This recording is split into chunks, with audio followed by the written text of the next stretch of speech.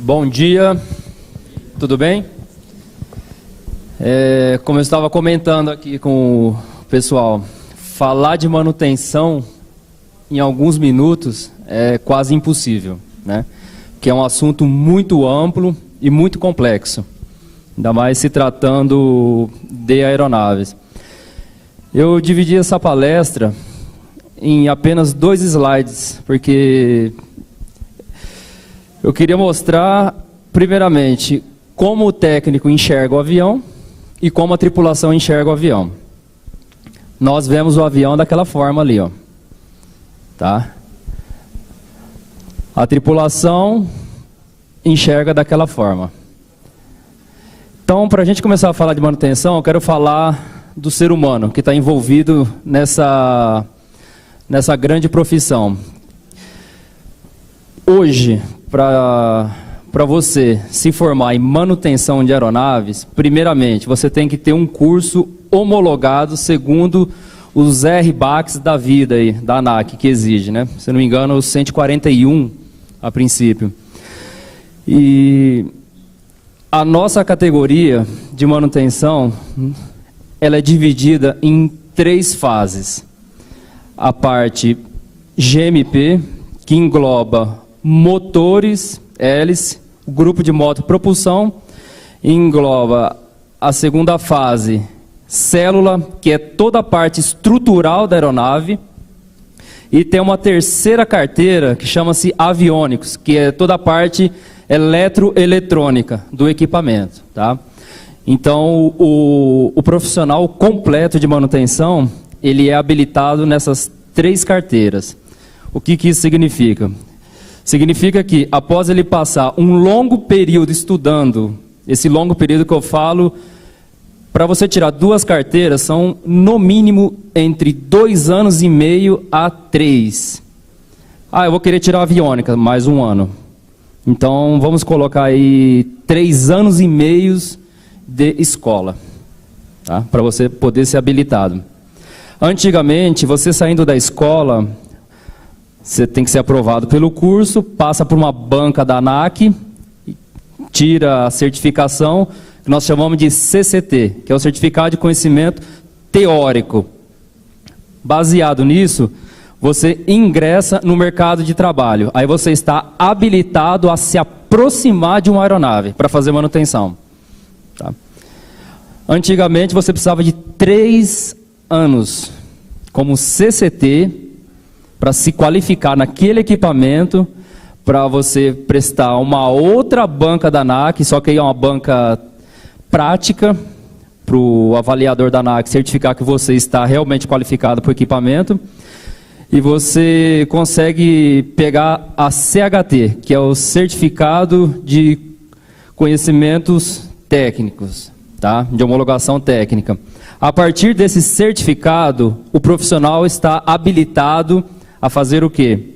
Executar as tarefas de manutenções na qual ele foi certificado pela escola e fazer a liberação do item ou do produto aeronáutico, no caso o avião. Então, o que ocorre? É um longo caminho que esse profissional tem que percorrer. Não é simplesmente você chegar no equipamento, fazer a manutenção e liberar ele para o campo, liberar ele para fazer o voo. Então, tem toda uma logística por trás disso, tá? Tem todo um registro, carimbo e rastreabilidade. A gente costuma dizer o seguinte: a manutenção de aeronaves, ela, feito de forma corretamente, ela é rastreável. O mecânico, ele não pode e ele não deve omitir nenhum fato. Lembrando que no ar não há estacionamento, tá? Eu costumo falar o seguinte também: quem voa a aeronave? O piloto. Óbvio. Quem faz ela voar sou eu. É o mecânico. Eu não creio, se eu chegar para o piloto e falar: a sua aeronave não está em condições de voo, provavelmente ele não vai voar. Ele vai ter que confiar em mim, tá? Então, olha o tamanho da responsabilidade. que é ser o mecânico de aeronaves. Então, o que ocorre é o seguinte: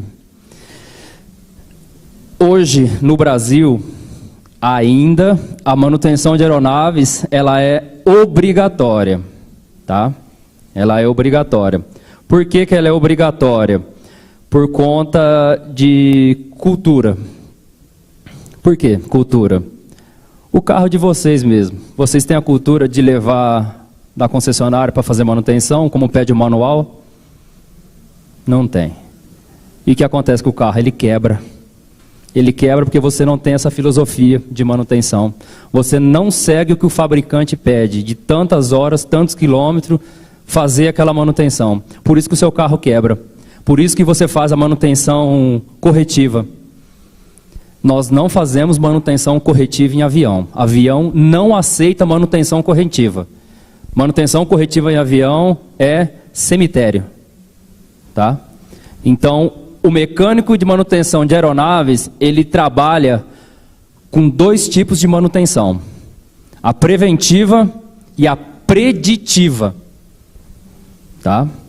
Nós jamais trabalhamos com corretiva. As corretivas saem na mídia. As preventiva e preditiva não saem na mídia, graças a Deus. Tá? Por isso que a gente garante uma boa aeronavegabilidade para esses equipamentos. O que seria a preventiva? É que o manual fala, você prevê os fatos, você troca aquele componente quando o fabricante fala que tem que trocar. E quando você faz uma preditiva, você antecipa os fatos do fabricante. Tá? Ou seja, é uma manutenção que vai além ainda. O seu equipamento nunca irá ter problema. Se você fizesse isso no carro de vocês, vocês teriam um carro para andar 200 anos. Tanto que nós temos aviões da década de 40 voando, década de 50. Eu trabalho no Aeroclube de Londrina. E lá nós somos formadores de piloto. Temos aviões de instrução. Temos aviões de 1969 voando com 20 mil horas de célula. Aguenta mais 20 mil horas. Aguenta mais 100 anos. Porque a manutenção ela é obrigatória. Tá? Então, por isso que eu falo, a manutenção ela é primordial para o equipamento e para a vida de quem está operando o equipamento. Aí eu vou voltar um pouquinho. Por que aqui no Brasil é obrigatório fazer manutenção? Por conta da nossa cultura. Como é que funciona nos Estados Unidos? Nos Estados Unidos você não é obrigado a fazer manutenção. Você sabe por quê? Porque lá o mecânico, ele é a autoridade máxima aeronáutica. Se ele, porventura, faz algum erro e o avião vem a cair e sacrificar vidas, ele vai para a cadeia. Ele é preso. Tá? Ele se torna um criminoso. Isso é homicídio. Ele estava com intenção de matar alguém. Então, lá nos Estados Unidos é o seguinte: eu tenho a minha carteira, eu fui certificado FAA. Eu vou fazer uma manutenção. O dono do avião chega para mim e fala: ó, precisamos estender mais 500 horas nesse motor porque eu estou sem dinheiro para fazer o TBO dele. O mecânico tem esse poder de fazer. Só que para isso ele vai fazer todo um procedimento que pede no manual. A partir do momento que ele carimbou aquele documento liberando aquele avião para 500 horas, se ele cair dentro dessas 500 horas, ele vai para a cadeia. Ele é preso. Por isso que eu falo, aqui no Brasil isso não vai funcionar. Tá? Então aqui no Brasil a nossa legislação ela é obrigatória por conta de filosofias, cultura, infelizmente. Tá? Baseado nisso, o que vai acontecer? Quando você deixa de fazer alguma coisa no seu avião por conta de necessidades financeiras, o que vai acontecer? Você vai sacrificar o seu equipamento. Você vai sacrificar quem está lá dentro. Imagine vocês, seus filhos, voando, igual nós, no Aeroclube de Londrina. Muitos pais depositam ali. Como que eu vou chegar para esse garoto e falar: olha, você está voando no nosso avião, só que não é obrigado a fazer manutenção nele, tá? Será que alguém colocaria esse ente querido, esse parente, esse filho, esse amigo, dentro de um avião para fazer um voo? Não, não vai colocar. Eu tenho certeza absoluta que ninguém vai fazer isso. O maior gasto hoje de uma linha aérea, depois do combustível, é a manutenção. É o maior custo que existe hoje numa linha aérea, tá? Por quê? Porque isso envolve todo uma cadeia de procedimento que vocês não têm noção. Envolve setor de engenharia, setor de CTM, legislação aeronáutica. Para você ter uma ideia, eu trabalhei 8 anos na Gol Linhas Aéreas, tá? Faz 10 anos que eu trabalho com a linha Boeing. Então eu posso falar com propriedade dessas aeronaves. Quando que você ouve falar que um Boeing caiu? Não caiu. O avião é derrubado, o avião não cai. Tá? Na história da aviação, em mais de 100 anos de aviação, eu posso contar nessa mão aqui, ó, falhas de manutenção que derrubaram o avião. Porque a máquina, ela é muito segura. Você pode ter certeza disso, desde que haja manutenção. Tá? O avião só cai quando você falha na manutenção. Isso aí é inevitável. Isso aí não tem piloto no mundo que consiga corrigir essa falha no ar. Não tem, infelizmente. Por isso que eu abro uma aspa aqui, da importância da manutenção e da importância desse profissional.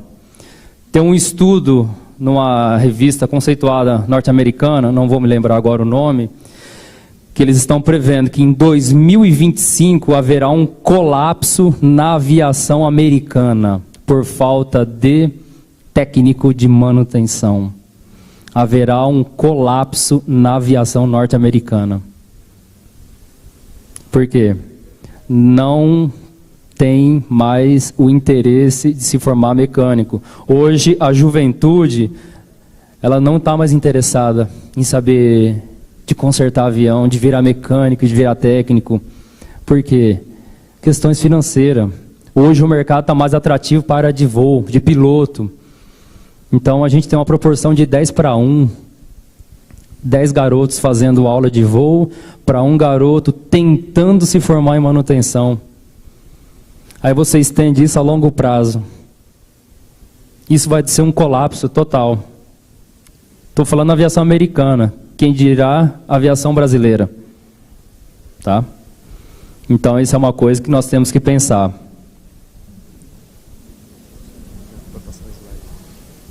Tá.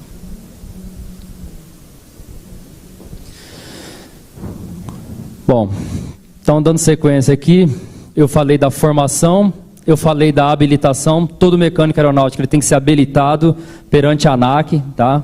Tem que ter suas carteiras, ele tem que assinar, tudo é rastreável. Além disso, ele tem que ser o quê? Qualificado. Não adianta nada eu ter formação, ter habilitação e não for qualificado. Mas como assim qualificado? Vamos fazer só um parênteses. Quando você faz PC, você tem aquelas 5 matérias básicas, correto? Meteorologia, aerodinâmica, CTA, etc, etc. Ótimo. Isso já faz alguns anos que são só essas matérias. Agora, para o mecânico é diferente. Além de você passar esse longo tempo na escola, você tem que fazer o curso do equipamento que você está trabalhando. Ah, mas qual equipamento? É só contar quantos equipamentos tem no mercado. Quantas fabricantes diferentes tem no mercado. Aí você vê o leque que se abre para o mecânico. O piloto, ele tem que saber, tem que ler alguns manuais pertinentes àquela aeronave. Tá? O mecânico tem que saber mais de 100 itens de manuais, que nós chamamos de ATA 100. É hidráulica, é pneumática, é elétrica. Esse profissional ele tem que navegar em tudo. Porque quando você está liberando um Boeing, bonitinho, lá na pista, e o piloto fala, manutenção, acendeu uma luz aqui de gerador. E agora? Passa 1 milhão de coisas na cabeça do cara. Você não tem ideia. Passa todo o circuito elétrico do avião na cabeça do mecânico. A tripulação só fala isso. Acendeu uma luzinha, pronto. Você já abriu um universo de coisas que pode acontecer. Esse avião vai ter que retornar. Esse técnico ele vai ter que trabalhar. Ele não vai liberar esse avião com essa luzinha acesa, com 188 passageiros lá dentro. E ele não vai falar para o comandante, não, pode ir que está tudo certo, não dá nada. Não, ele não vai falar isso. Isso não existe. Então você está entendendo? Com um negocinho tão pequeno pode se tornar um monstro. Por isso que eu digo que a manutenção é o segundo maior vilão da aviação comercial. Custo. O setor de ensino de uma linha aérea é uma coisa absurda. Para você ter uma ideia, a Azul, ela tem um prédio de setor de ensino. Você não tem ideia, aquilo roda, não vou falar 24 horas, mas que roda de domingo a domingo, roda. Curso em cima de curso. Todo santo dia tem curso. Esses cursos têm validade e tem que ser revalidado e avaliado. E entra um material novo no mercado, você tem que estudar. Entra um sistema novo no mercado, você tem que estudar. Então é uma coisa bem complexa. O custo é muito alto, tá? Para se formar um técnico, para a empresa manter um técnico. Aí eu fico me perguntando, ótimo, o custo é alto, mas quanto será que custa uma aeronave? Quanto será que custa 180 vidas se eu deixar de fazer aquilo que eu estou fazendo? Eu não sei. De verdade eu não sei. Quanto isso vai custar? Tá? Então por isso que eu falo que o ser humano que está envolvido na manutenção, ele tem que ter essas qualificações.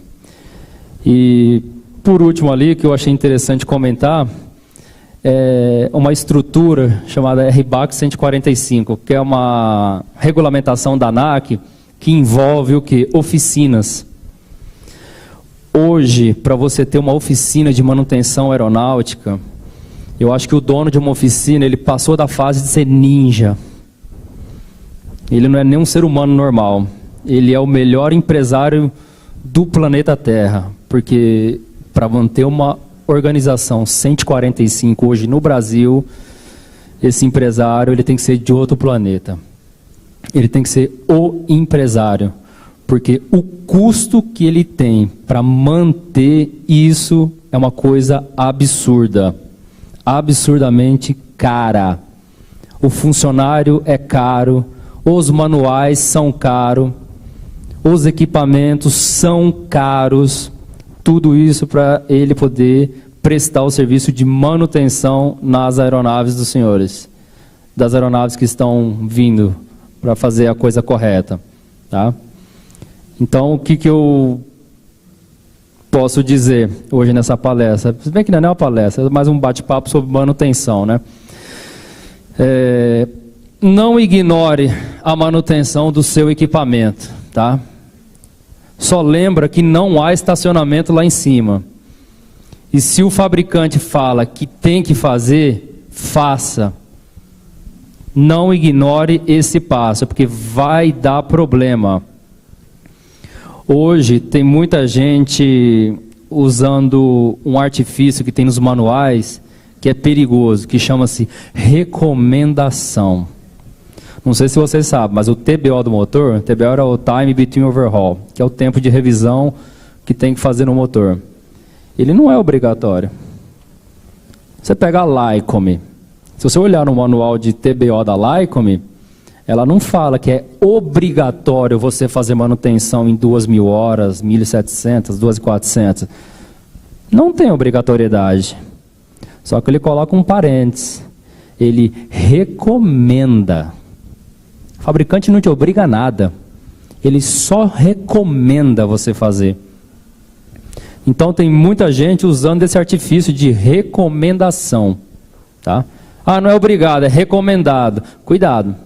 Se o fabricante recomendou, eu acho bom a gente seguir a recomendação de quem conhece, do criador. Eles são os criadores do monstrinho deles, né? Do equipamento deles. Então, se ele está recomendando fazer essa manutenção em tantas horas, faça. Ninguém te obriga a nada. Só recomenda. Mas acho interessante a gente seguir o que o dono fala, o que o fabricante fala. Tá? Como é que nós estamos de horário? Deixa eu ver aqui. Meia hora. Bom, a situação é a seguinte, se for ficar falando de manutenção, Boeing, helicóptero, etc e tal, tudo que eu já mexi, a gente vai passar muito tempo aqui. Eu queria abrir esse espaço para perguntas, porque eu acredito que isso gera dúvida, né? Questão de manutenção gera dúvida. E se alguém tiver alguma dúvida com o helicóptero, também pode perguntar, tá? Que eu trabalho nessa área.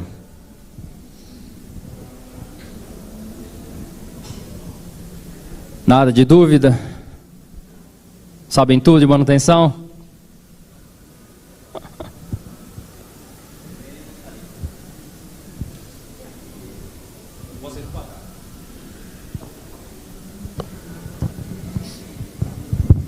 Viu? Minha dúvida é mais relacionada ao helicóptero. As horas para fazer a manutenção são bem menores e a manutenção é mais cara? Positivo. Quando a gente entra em helicóptero, a gente entra em outra esfera, uma esfera mais complexa, tá? Dinamicamente, foi uma máquina que não era para voar, tá? A gente sabe que helicóptero não pode voar, pelas leis da física, mas voa. Amém. O helicóptero, por ter muitas partes móveis, então o plano de manutenção dele, ele é um pouquinho mais complexo. Eu trabalho com os helicópteros, trabalhei já há muitos anos com o helicóptero da linha Bell, e hoje eu trabalho com a linha Eurocopter, tá? Que hoje a Airbus comprou. Inclusive a Airbus está comprando tudo já, está dominando o mundo. Esse helicóptero que eu trabalho hoje é o Esquilo, o B2. Então como é que funciona o plano dele? É um helicóptero europeu, né? Funciona da seguinte forma, calendário e hora. É uma máquina que você tem que aplicar manutenção em 7 dias, voando ou não voando. Ah, mas o helicóptero não voou, está uma semana lá parada. Tem que fazer manutenção. Ou 10 horas. O que vencer primeiro? 10 horas ou 7 dias você tem que aplicar manutenção nele. Não tem problema, se você deixar ele quietinho num canto parado, deu 7 dias, você vai ter que ir lá e aplicar manutenção. Passou 14 dias, 2 manutenções, e assim por diante. Tá? Então é uma máquina bem complexa, por isso que o custo é elevado para você ter um helicóptero hoje. Estou falando da linha Bell. Agora você pega a linha Robson, cada fabricante tem seu plano de manutenção. Então você tem um plano de manutenção para a célula, você tem um plano de manutenção para o motor, e você tem um plano de manutenção para as partes aerodinâmicas, que seriam as pás. Tá? Então, só para você ter uma ideia, as pás de um helicóptero têm vencimento por hora. Deu tantas horas, você tem que removê-las, fazer uma inspeção geral e fazer a instalação novamente. Tá? Então o custo do helicóptero é muito caro, tanto para a formação de piloto, quanto para você mantê-lo em termos de manutenção. Tá?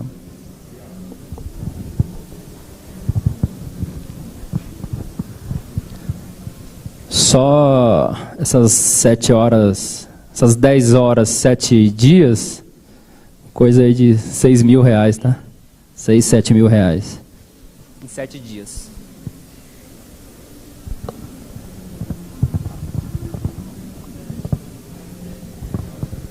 Bom dia, meu nome é Adilson. Com relação a essas manutenções de bomba de combustível, por exemplo, você que trabalha com manutenção, não sei se você está a par dessa situação que está acontecendo hoje na aviação agrícola. O mecânico, por exemplo, ele troca uma peça e essa peça hoje tem um tempo de vida. A gente vê uma tendência de diminuir o tempo de vida da peça e aumentando o custo. Então, assim, qual que é a visão que você tem com relação a essa? Quem determina esses prazos? A fabricante de peça ou o órgão fiscalizador? Então, assim, qual que é a visão que você tem com relação a essas questões aí? Não sei se você está a par dessa. Obrigado. Eu trabalhei muito pouco com avião agrícola. Fui RT numa empresa de aviação agrícola, uns 3 anos, mas diretamente na manutenção eu atuei pouco. O que eu posso te dizer é o seguinte, o grande vilão de tudo isso é o mercado. Isso é fato, porque se você fabrica um produto, um componente de boa qualidade, isso vai dar prejuízo para alguém. Isso é fato, tá? Tanto que, quando um produto ele é muito bem fabricado e tem uma durabilidade boa, Alguém vai sair no prejuízo. Porque hoje a filosofia do mercado é o quê? Venda, troca, venda, troca. Aí o que o pessoal faz? O pessoal diminui a qualidade do material, reduz a hora de vida daquele material, justamente para quê? Justificar esse sistema de mercado. Isso é óbvio. Pega os carros de hoje em dia, não tem uma durabilidade de 10 anos. Pega os carros de antigamente, você tem carro de 60 anos andando. Por que pararam de fabricar com aquela tecnologia? Dá prejuízo para alguém. Isso é fato. Então isso o mercado te impõe. E hoje a gente tem um grande problema, que é o chinês. Tem muitas peças aeronáuticas fabricando na China. Eu tive 2 problemas com produtos chineses. Nós fizemos TBOs em 2 Lycoms no Aeroclube, O235, que é do Aerobueiro, né? Peças novas, kits de cilindros 0. Comprados Lycom, original, porém origem chinesa. Durou 180 horas. Derreteu a capa do pino do pistão, que é de alumínio. Ela derreteu, entupiu o filtro e condenou meu motor. 170 horas, isso foi um motor. 235 horas, o outro motor. Mesmo problema, um lote de peça defeituoso. Isso gerou 60 mil reais de prejuízo para o nosso aeroclube. Aí fomos descobrir, origem chinesa. Quantos virabrequins, porque eu trabalho em uma outra empresa também, porque eu sou RT, então eu fico a par da seção de motor. Pelo que eu me lembro, em 3 anos que eu trabalho nessa empresa, nós condenamos 3 virabrequins novos, com trinca. Agora você imagina, você recebe um produto novo, instala no avião e coloca para voar um virabrequim, que é a espinha dorsal do motor, quebra. Isso é porque nós fizemos um teste antes de montar. Por quê? Origem. Espera aí, veio da China. Vamos fazer um teste? Trincado. É o mercado. E eu não imagino quanto custa para fazer um virabrequim na China e quanto custa fazer um brequim nos Estados Unidos. Mas deve ser uma diferença bruta, né? Quem paga o pato? Eu, você, a ponta da corda, consumidor final. Infelizmente. E eu não quero desanimar ninguém não, uma tendência é só piorar, tá?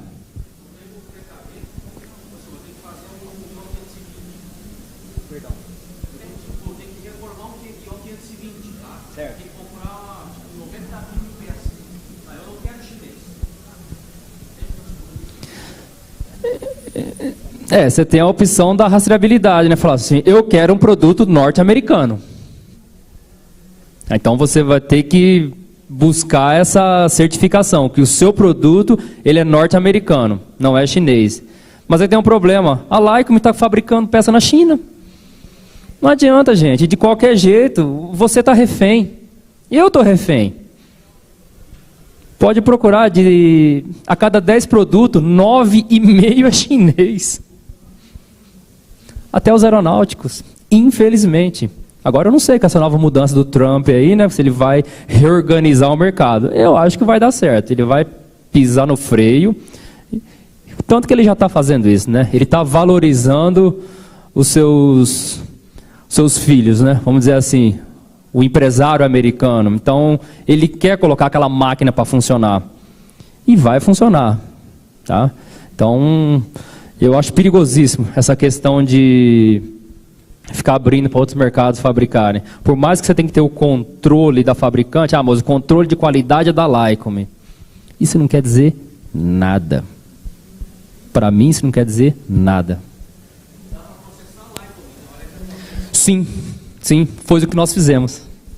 Nós não processamos, a gente enviou um comunicado com foto, laudo técnico, inclusive a gente mandou até o material para uma empresa química, para fazer um ensaio químico da composição do material.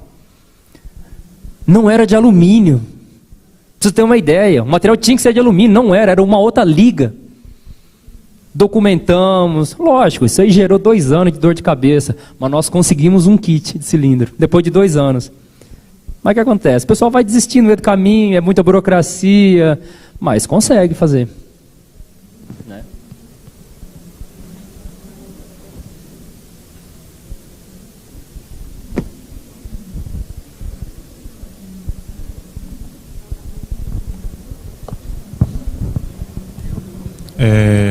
Desculpa, eu acabei chegando um pouco atrasado, mas assim, a questão de valor do mecânico, ele tem mais valor aqui no Brasil ou lá fora? Ou um mecânico que vem lá de fora aqui no Brasil? Tem alguma diferença, alguma coisa assim? Eu só vou falar qual é a dúvida. Quando eu trabalhei na Gol, veio uma equipe de americanos da Boeing conhecer o nosso hangar. Na época eu fazia parte da equipe de troca de motores. Nós, da equipe de troca de motores, nós éramos em 6 técnicos de diferentes regiões do Brasil, né? Nós trocávamos o motor de um Boeing em 10 horas. Quando eu falo trocar, é você retirar, instalar, configurar, girar e liberar para voo em 10 horas. A Boeing não acreditou nisso. Eles vieram conferir se era verdade ou não. Você sabe por quê? Se for feito isso lá nos Estados Unidos, são 2 semanas de serviço. O que o americano chegou à conclusão? Ele chegou à conclusão seguinte: a manutenção brasileira é a melhor manutenção do mundo. Por quê? Porque o técnico brasileiro, ele é polivalente. Ele é o cara que mexe com estrutura, ele é o cara que mexe com motor, ele é o cara que mexe com hidráulica, com freio.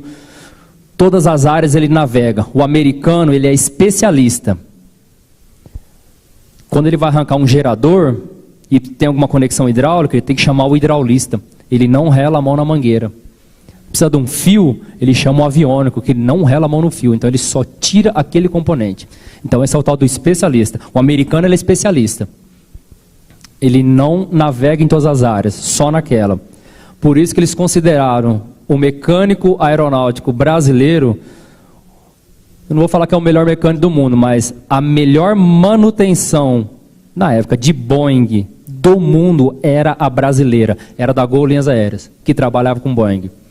Eles ficaram abismados com a nossa manutenção e com o nosso poder de intimidade com o equipamento. Aí eles caíram na besteira de perguntar. Aí você sabe o que eles falaram para nós? É os mecânicos mais mal pagos do mundo. Nem na Bolívia a gente paga tão mal. Aí acabou com a moral do soldado. Temos a melhor manutenção do mundo. Temos a manutenção mais mal remunerada do mundo. Eles ficaram chocados quando souberam da faixa salarial do técnico. Chocado.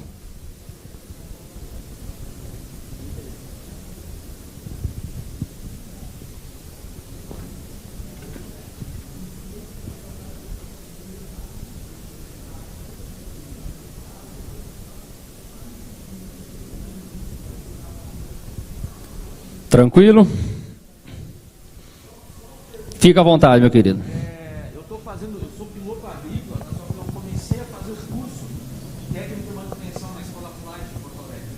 Certo. E aí a TAP está fechando. E aí, fechou. Como é que funciona a coisa? Como é que é esse mercado? Eu estou focando em puramente a pouquinho. Vou trabalhar, sair da relação agrícola. Assim como qualquer setor que está em crise, o nosso não ia ficar de fora, né? Isso é óbvio. O setor de manutenção está em crise, o setor aéreo está em crise. Só que, o que eu penso? Eu ainda sou muito otimista nesse mar de pessimismo. Nada é tão ruim que possa durar para sempre. Uma hora vai ter que melhorar. Eu espero. Então, o que vai acontecer? A manutenção, ela sempre vai existir. Por quê? O equipamento, o avião, é uma máquina complexa que exige manutenção, assim como eu e você, nós precisamos do médico. Nós precisamos se cuidar, porque nós somos máquinas também. Então, se eu sou uma máquina que precisa de cuidados, quem diria um avião? Ele também precisa de cuidados. Então, falar que não vai mais existir mecânico, que essa profissão vai desaparecer, é loucura. Na minha concepção, é loucura. Então, eu costumo falar o seguinte: se preparem na crise para colher os frutos na bonança. Porque o investidor, ele não compra ações quando está em alta. Ele compra ações quando está em baixa. Então, eu acho que esse é o momento. A gente tem que pegar essa carona da crise, se fortalecer, se qualificar, porque quando a linha senoidal começar a subir, eu quero subir junto com ela. Não adianta nada você se formar em piloto numa época que as empresas estão contratando. Você já devia estar formado. Você já devia estar pronto. Concorda comigo? Então a gente tem que acompanhar esses detalhezinhos. Nós temos que usar a crise, porque nem sempre é bonança para o resto da vida. A nossa vida é altos e baixos, isso é fato. Como em tudo no planeta é alto e baixo. Eu não posso me desanimar quando está aqui embaixo. Eu tenho que me preparar. Porque quando subir eu quero estar junto nesse barco. Eu tenho que estar pronto com ele. É o que eu penso. Fala, minha jovem, minha aluna. Bom dia, professor. Mecânica. Bom dia. Professor, eu queria que você explicasse então pra gente. Não sei se você explicou, porque eu cheguei um pouquinho atrasada. Como que é os passos para o mecânico trabalhar fora, para outro país? Passos para o mecânico trabalhar fora. Primeiro passo, ter certificação ANAC. Primeiro passo. O que é a certificação ANAC? CCT? Não, a CHT.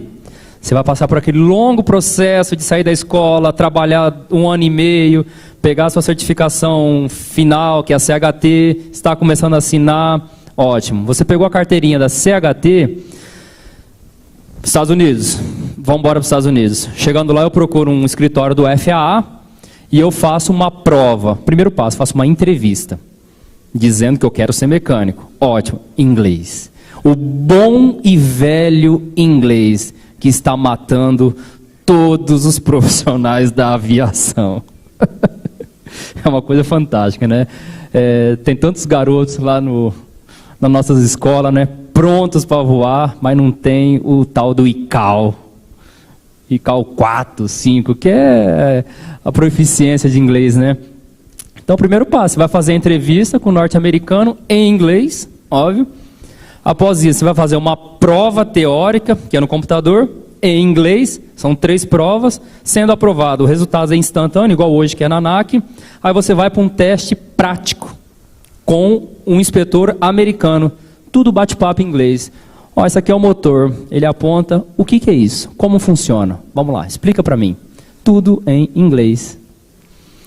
Passando isso, ele vê que você até aprovado, da entrevista a você pegar a carteira, 30 dias. Somente 30 dias você pega a sua carteira. É muito rápido. Tá? Na questão da formação, escola ou tem online? Temos uma escola online, se não me engano. AeroTD, tem. Tem uma escola online. EAD, isso, tem sim. Só que, dica de passagem, faça presencial. Por quê? Você já imaginou o curso de enfermagem EAD? Mecânica é a mesma coisa. Eu acho. Certos cursos, você tem que fazer presencial. Você tem que estar olhando o equipamento que você trabalha. A certificação, a carteira.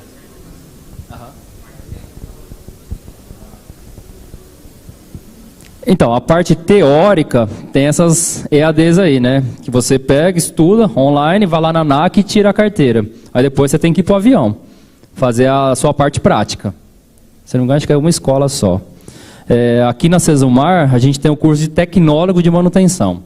em aeronáutica. Tá? Então é um curso bem interessante, porque você sai num nível um pouco avançado do técnico. Eu costumo dizer que o tecnólogo está no meio termo, ele não é engenheiro nem técnico, ele está ali no meio. Qual que é a função então? Para que serve? O dia da manhã, se você quiser ser um RT, um responsável técnico, você pode assinar para uma empresa que opera com aeronaves de grande porte, por exemplo. Substitui o engenheiro. Então, é um curso interessante. 3 anos? 3 anos. É o inglês, você não vai escapar dele, tá? Jamais. E se for para a Europa, você tem que tirar o EASA, tá? Mesmo processo, 35, 40 dias. Em inglês também. Olá, bom dia. Tudo bom, querido? Deixa eu te falar, eu estou nesse processo do FA, certo? Já estou meio caminho andado. Para manutenção? Isso. Certo. E estou fazendo a aplicação para o EASA. Sim. Mas o procedimento é totalmente diferente. Viola e violão. Parece ser iguais. Não tem nada a ver. É muito mais difícil, a burocracia é muito bem maior, é totalmente diferente. Eu, particularmente, às vezes dá até vontade de desistir, mas o sonho é tão grande que coloca... Você tem CHT? Sim. Porque a ANAC, ela faz parte da União Europeia Aeronáutica. Sim. Então fica um pouco mais fácil. Só que a burocracia da EASA, ela é 5 vezes e meia mais do que a americana. Isso é fato. Tanto que para fazer a aplicação, você já tem que estar com a CHT 5 anos. Sim, sim. É um pré-requisito mínimo. Tem que ter tarefa assinada. E as provas são diferentes do FA. No FA você faz o General, né? E faz para a especialização que você vai fazer, que é Power Plant ou Airframe. Isso. Certo? São 60 questões no General e 100 questões do Power Plant ou do Airframe. Exato. Você fazer a do EASA, são 10 provas. 10 provas. É muito mais complexo o europeu. Sim, elas são todas, são bem divididas. Se você for trabalhar com motor, a pistão é uma carteira, a reação é outra. Você sabe por que é mais complexa? Porque o mercado europeu ele é maior. Ele absorve mais gente, então os critérios são piores. Eu não vou falar que é pior, mas é mais severo.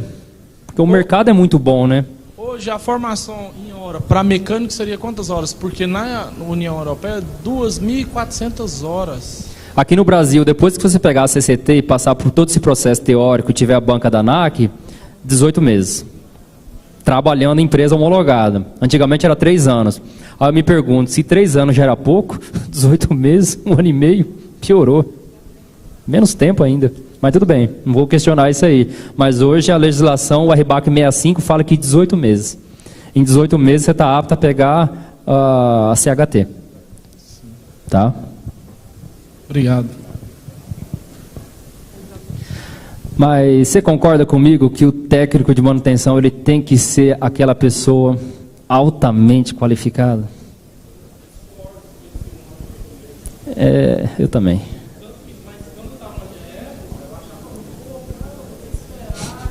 Depois que você entra, você percebe que, meu Deus,